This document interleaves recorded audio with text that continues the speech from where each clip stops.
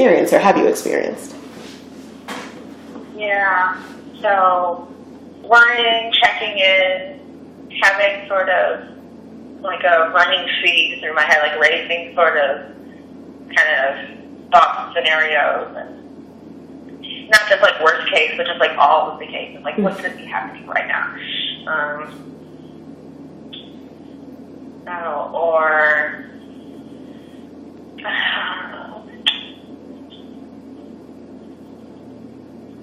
I think I don't know, double and triple checking the way that I do things or say things or what was said to me or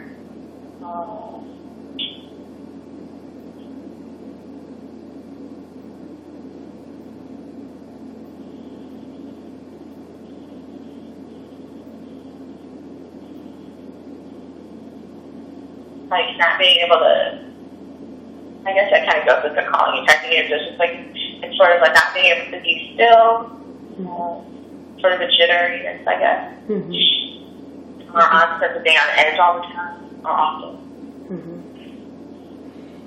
Yeah, I think one of the things, given what has been happening in the media and some of the most recent cases, that it's happening in your life, right, and in the lives of people that you love, and then you also see it through various media, and it seems in some ways like it's compounded as a result of that. So the anxiety all the time kind of makes sense because it's not an isolated thing that occurs and then it's like, no, actually it happened to me, it happened to my friend, I saw someone else on TV who it happened to, and so it makes a lot of sense. The second part of that question is, has there ever been a time that you've experienced trauma symptoms or been traumatized? And I'm realizing that sometimes the word trauma is very strong, and so what I mean by that is a fearfulness or even having kind of flashbacks of an event that happened or thinking about an event that might happen.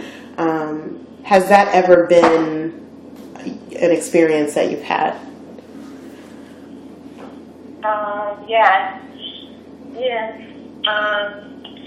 Kind of replaying situations. Definitely checking out when I'm in places where like the traumas have occurred.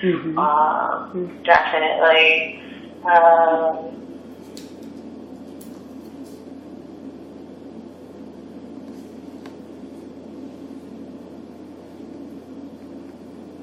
And is there any specific experience that either has happened to you or someone else where you felt traumatized, however you define that you can talk about?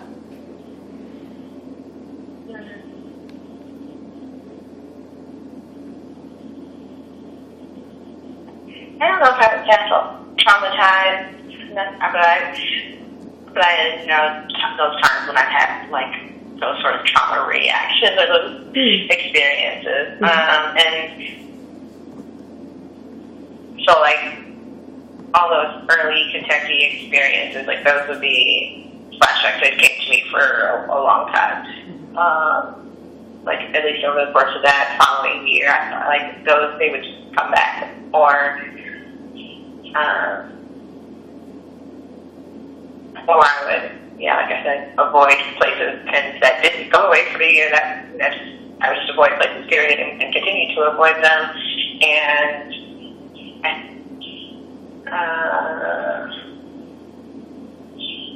beyond that,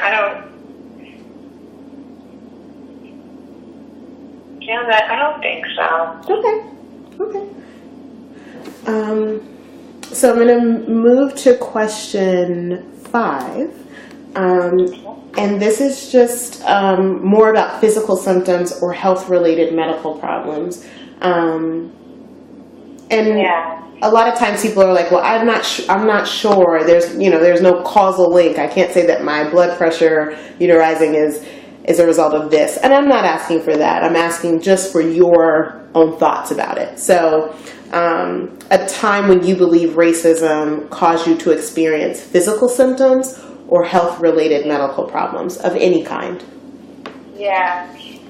So definitely, actually, recently, and I think it's like, I don't know that racism or a person's individual, like an average person's experience with racism, like what produces. But for me, I'm someone who, over the last couple of years, being a student at a PWI that has a lot of institutional racism, and I got involved in fighting that and became sort of a resource for students.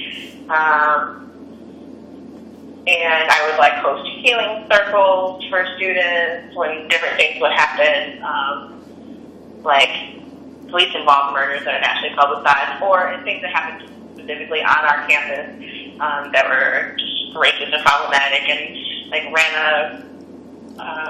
a Twitter page where that was for specifically looking out for the Black students at UK, kind of promoting the good that they were doing, but also calling out the crap that the university was doing. And through that role, I think I was exposed to a lot of stories and issues and different pressures or whatever. And so that's what I've been doing for the last couple of years. And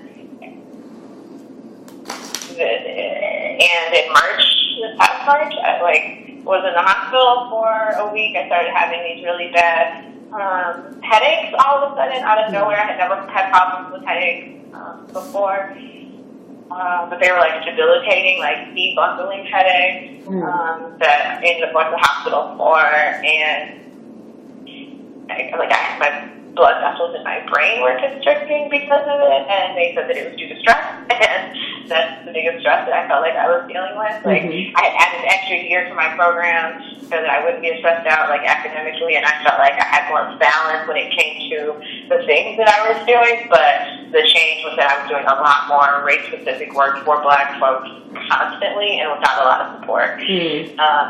And it ended up taking me out for 6 weeks, the whole healing process, and it was, a stress-related head condition, and I'm totally fine now, and I'm out of that space and trying to figure out what my new balance is going to be. But to describe those physical things, it was I don't know, I felt like my body just shut down. It was oh no, you can't do this anymore. You need to stop, or you need to chill, or whatever. And it came in the form of blood vessels shrinking, these really bad headaches, these really terrible sensitivities to light and sound.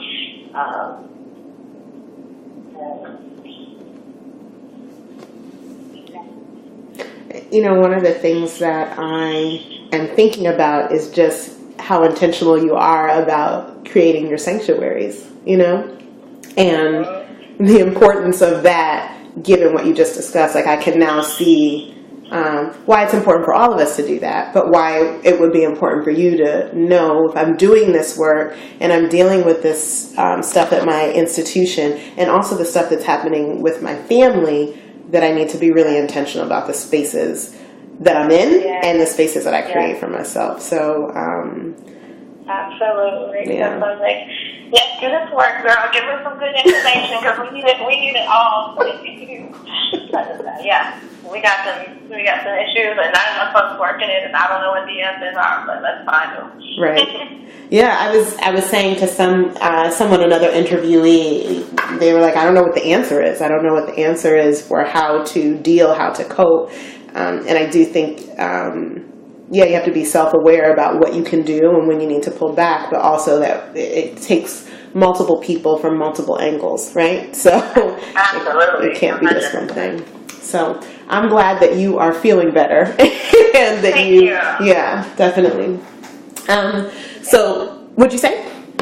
No, just thank you. Oh, so the rest of the questions are about, most of them are about coping and attending. But the number 6 question is kind of a catch-all, so kind of a summary question. And so this says, other than what we just discussed, are there any emotional, mental, physical, or health symptoms that you experience when confronted with racism? And that could be anything that we have not discussed.